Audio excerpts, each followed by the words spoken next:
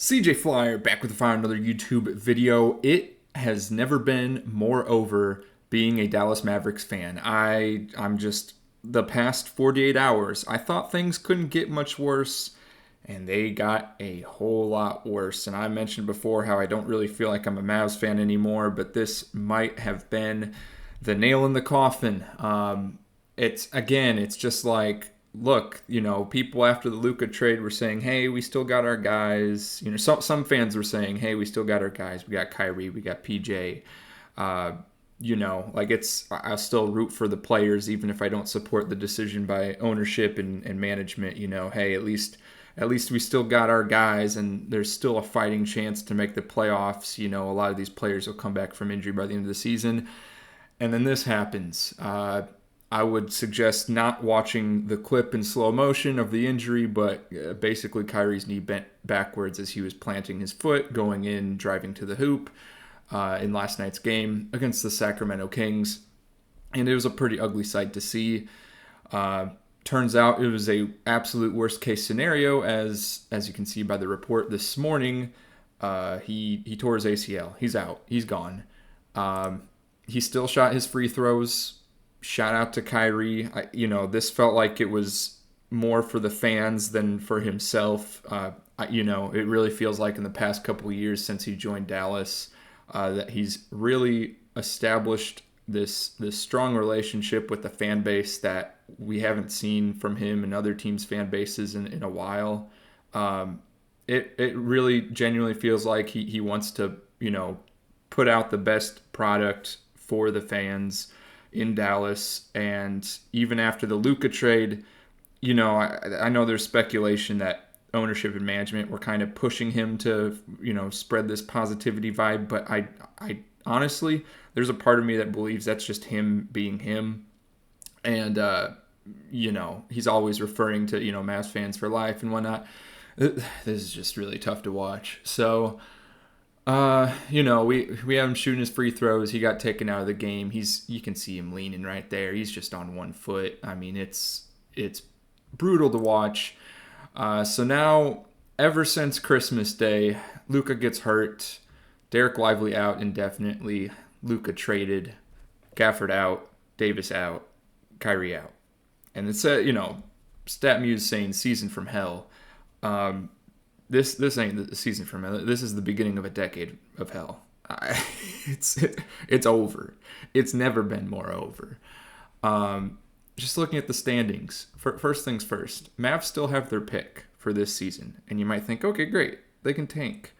Not so fast, because they're still in the 10th spot, and I understand. Kyrie was playing in these games. They've won 5 of the last 10. Is that everyone forgetting about the Suns? The Suns are going through their own struggles right now. There's Kevin Durant, off-season trading rumors. That the team seems like they're dismantling themselves from within. Apparently, poor relationships between Coach Bud and the players. It's always the coach in Phoenix. That's always the problem. It's never the roster, at least according to the Phoenix, PR team. It's pathetic. It's pathetic. So the Suns got their own issues. Blazers, I don't see them making a push for the playoffs. What incentive do they have to make the play-in? Spurs, they got their injuries with Wemby out. It's just, there's a real chance the Mavs still slide in a 10th. And they have their own pick. And there's really very little incentive, I think, to make the play-in. Is it possible Davis is back in time for the play-in? Yeah, it's possible. Is it possible Lively and Gafford are back in time for the play-in? Yeah, it's possible. What would be the point? It would honestly be hilarious if the NBA script writers came together and said, all right, Mavs still make the play-in, they slide into 7th, and get matched up against the Lakers in round 1. It could very well happen, without a doubt. So keep that in the back of your mind. But yeah, it's an awful scenario for the Mavs. And after this, I think they still I have to look it up. I think they still have their 2026 pick, or at least they have there's a protection to it or something. Mavs don't control their pick from, I think it's like 2027 to 2030.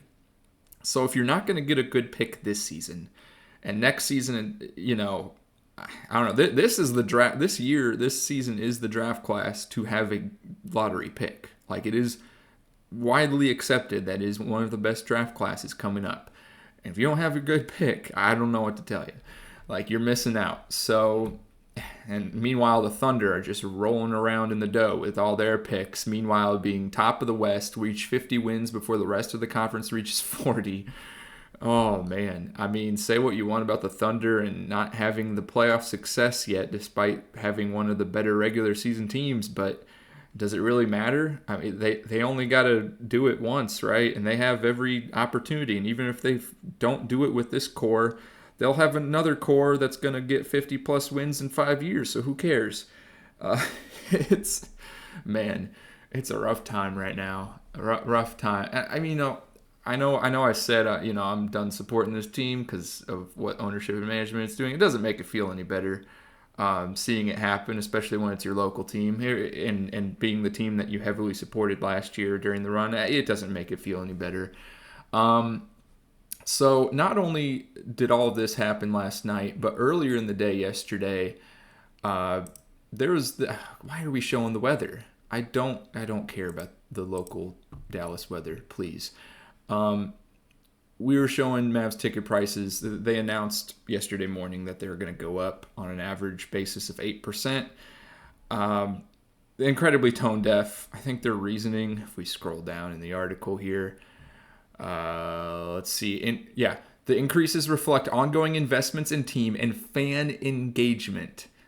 They're so incredibly tone deaf. Fan engagement.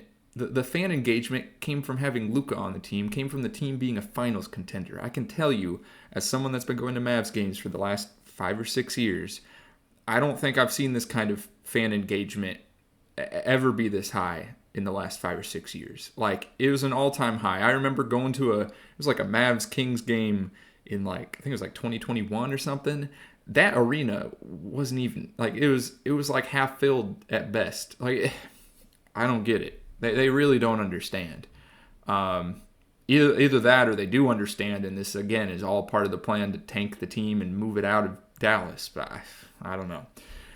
Ongoing investments in the team, I mean, that's them purchasing that land in Irving. For those of you that aren't aware, they've purchased land in Irving outside the city of Dallas, and there's plans to, if they legalize gambling or lobby well enough to legalize gambling in Texas, they would move the Mavs arena or build a new arena, move the Mavs to Irving, and have like a casino / basketball arena entertainment venue. That is not like a secret. That's pretty out in the open. So this, I don't know. There's a lot going on here, guys.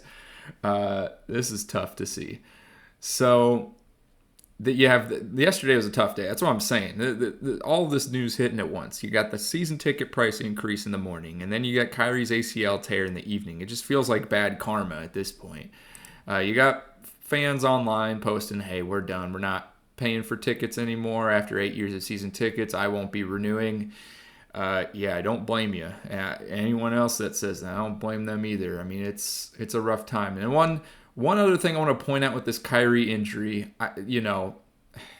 maybe this isn't the best time to be pointing fingers, but I'm going to do it, okay? I want to take a look at this game in particular. Now, I don't know if this is a coach-kid thing, if this is a decision from above, because, we all can speculate that the Mavs tried to rush Davis back onto the court in order to keep the fans at ease after the Luka trade. So maybe that's what was going on here. But this game, this was a couple days ago, March 1st, against the Milwaukee Bucks at home. You can see end of the third quarter, Mavs only scored 16 points in the third. They were down by, 22 going into the fourth quarter? Am I reading that right? Math, 15 plus 7, 22. Yeah. So they were down 22 going into the fourth. And at that point, I'd say with the, running the skeleton crew, you want to keep your best guys fresh. The game's a wash. Move on, right? At least that's how, thinking long term with the season. If you're really serious about a playoff run, I would think you'd want to stop. But no, instead, Klay Thompson and Kyrie Irving play all 12 minutes of the fourth quarter. All 12 minutes. Now, Kyrie's already had been dealing with, back issues, trying to play through a back injury the past few months. And, part of the luxury of having him and Luka on the same team was like they could, they don't necessarily have to be on the court at the same time. They can each take their turn being the playmaker on the team or the scoring guard, and kind of like help the other player rest so that they're not carrying all, the whole load of the minutes there.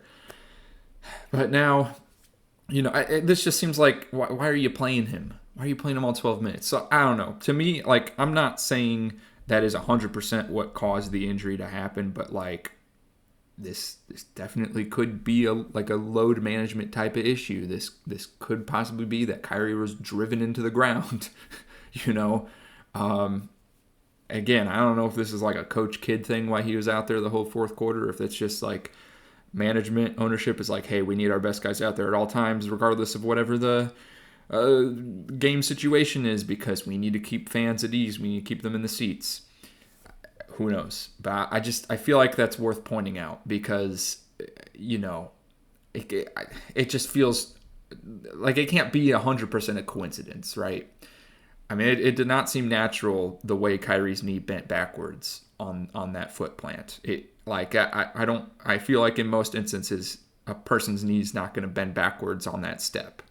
In my opinion, I'm not a doctor or a sports science expert or anything, but I feel like we've seen a stride that wide before. So I don't know, man. It feels too, it doesn't feel like a coincidence 100% in my opinion, but could have been. Could have just been a bad step. I don't know. Let me know what you think in the comments down below. I don't know what to say anymore. I've said this at the end of every Mavs video. I don't know what to say, man. Excited for the Luka Lakers. I hope Kyrie gets better soon. I hope he's able to rehab well, and hopefully the ACL tear is not detrimental to the rest of his career. But we'll see. Click on the videos on your screen now for some more NBA discussion.